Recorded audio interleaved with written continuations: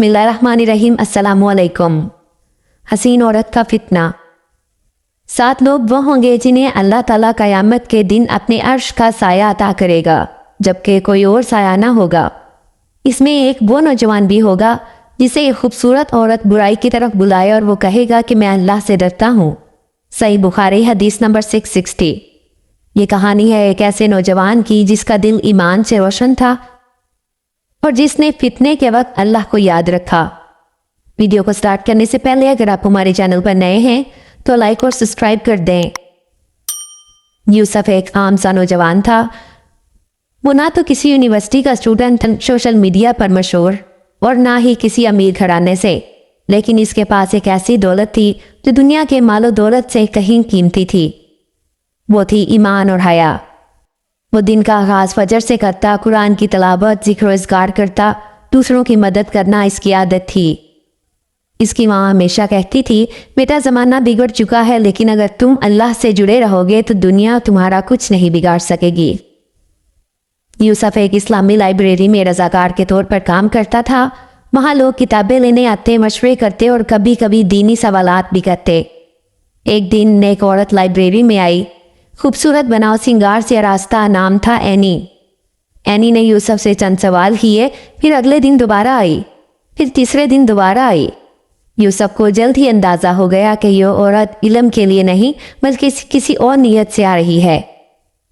चंद दिन बाद एनी ने यूसुफ से कहा कि तुम बहुत नेक हो, बहुत ख़ास हो। मेरे शौहर मेरे साथ अच्छा सलूक नहीं करते। मैं तुम जैसे शख्स के करीब आना चाहती हूँ। तुम मेरा सहारा बन सकते हो। यूसुफ ने फ़ौरन नज़रें नीची कर ली। इसका दिल खौफ से कांप उठा, मगर ज़ुबान से निकला, अल्लाह का खौफ करो। शैतान इंसानों के ज़रिए वर्गलाता है। मैं तुम्हारी मदद सिर्फ इसी सूरत में कर सकता हूँ जब तुम तौबा कर लो और अल्लाह की तरफ लौट आओ। एनी खामोश रही, फिर चुपके से लाइब्रेरी से निकल गई। अगले दिन अचानक यूसुफ पर इल्ज़ाम लग गया। एनी ने कहा कि यूसुफ ने इसे गलत नज़रों से देखा है। लोगों ने बातें करना शुरू कर दी। ये वही यूसुफ था ना जो नेक बंदा था। मस्जिद में सलाम का जवाब कम हो गया। महल्ले में लोग आंखें चुराने लगे। दोस्त दूर हो गए। यूसुफ तन्हा हो गया। लेकिन इसने अपनी माँ से कहा कि अम्मी, मैं जानता हूँ कि अल्लाह सब कुछ देख रहा है। मैं किसी को जवाब नहीं दूंगा, बस सब्र करूंगा, जैसे हजरत यूसुफ अलैहिस्सलाम ने सब्र किया था। चंद महीने गुजर गए। एनी शदीद बीमार हो गई। अस्पताल में तन्हाई, बेयारो मददगार। इसके दिल में शदीद नदामत का तूफान था। इसने तौबा की और फिर महल्ले वालों के सामने सच बयान किया। यूसुफ बेगुनाह है, मैंने झूठ बोला था। इसकी नेकी ने मेरे नफ्स को शिकस्त दी थी।